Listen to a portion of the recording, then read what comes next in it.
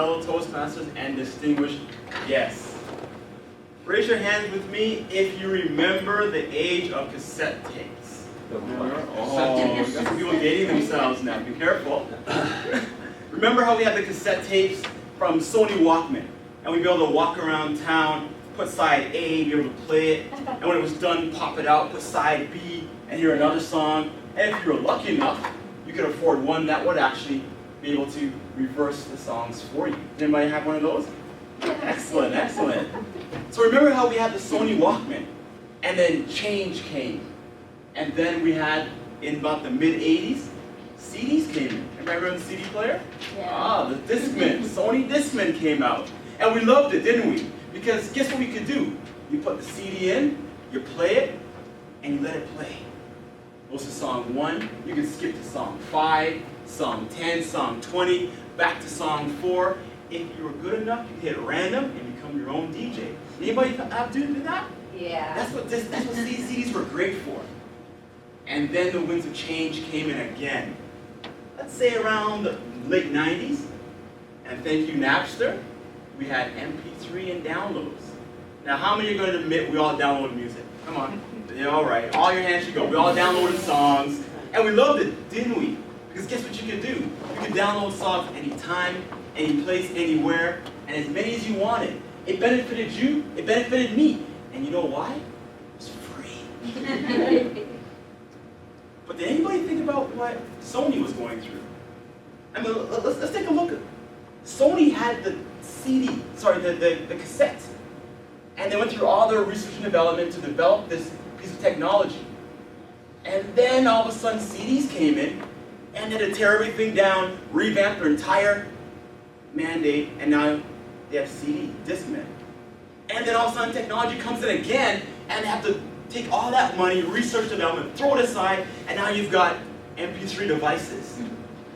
Did anybody even consider how they were feeling? How many people ever had to go through that in life? Change come in. Maybe in your workplace. You're in your job for about 10, 15 years. You know everything. You know the work inside and out. You know it better than your boss. And then management decides to come in, drop a 600-page manual and says, Terry, I need for you to understand how this works, get the software up and going, get the program working, and you have the end of the week, because guess what? Your job depends on it. Change comes in and never asks me for my permission. And when it disrupted everything I was doing, it sure didn't ask for my forgiveness. But how many of us thought what Sony did?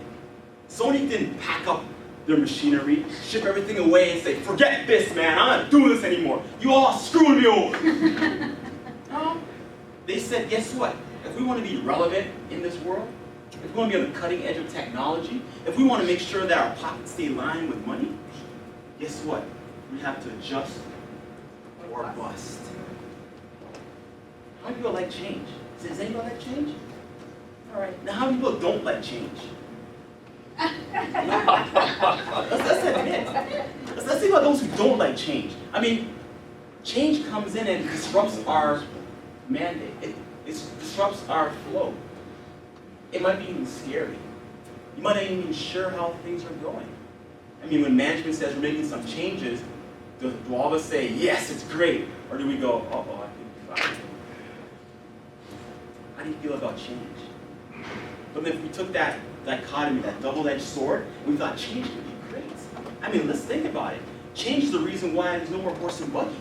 We've got cars because change happened. We have cell phones because change happened. We have nice 60-inch TVs, LCD, because change happened. Depends on how you look at it.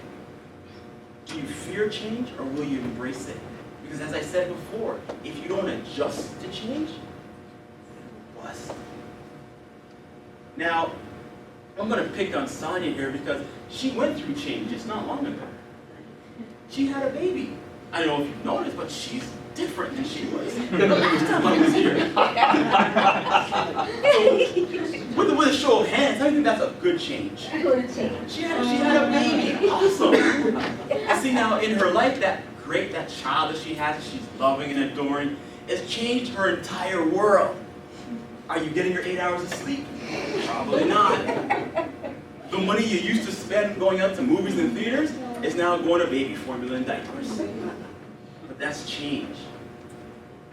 How many of us are embracing change? Myself, 10 months married. Thank you, I appreciate the hand clap. 10 months married. That messed up everything I was doing. I was a single man. I had to go where I wanted to go, do what I wanted to do, spend money how I wanted to do it, where I wanted to go. I didn't have to ask for permission. Now I had to ask my wife, I'm going to Toastmasters. Well, when are you coming back? 8. Well, what are you doing after that? I don't know. Are you going to get groceries? Well, you're my mother almost? It changed everything I was doing. Now, I had to think in my mind, do I like this? Or am I thinking, what the heck did I sign up for? But that's change, isn't it? Yeah. And now I have to ask myself, if I want to stay married, that's happily married, by the way, I'm going to have to adjust. I'm going to have to adjust the way I think, the way I adjust to the way I communicate with my wife, the way I adjust to the way I hear things that she might say. When we were dating, it was easy for me to go, yes dear, no dear, click. I ain't doing that. But now I go, yes dear, no dear, you're still here. I can't go anywhere. So I have to think, how do I respond to her now? How do I adjust to the situation? We're sharing everything.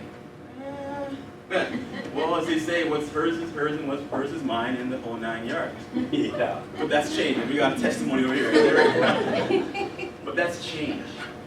Now, I could run from it, or I can embrace it.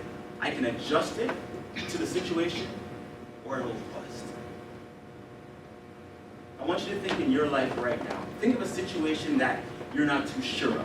It might be work, it might be family. Think about your finances. I'm going to ask you to raise your hand, but some of us finances is really burying us.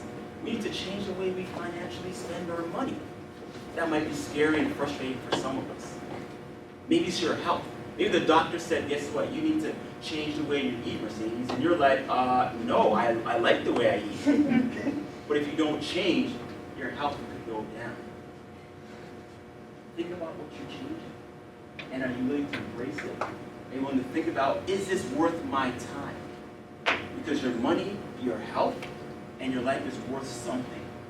There's no use sitting here and complaining about why is this happening. Because as I said before, change comes in and it doesn't care who you are. It will never phone you up, knock on your door, and say, Laura, guess what? I'm going to change things on you today. It just happens, and you wake up and all of a sudden you're like, what happened here? Adjust or bust. I think about this story. I love this story. It's about an oak tree and a reed. And the oak tree and the reeds both inhabited the same pond. And this oak tree was about 40 feet high, 5 feet wide. It's massive, big branches. And all the birds and animals came to it because it's been there for so long. Shelter, food, protection, you name it. What did this oak tree have to fear?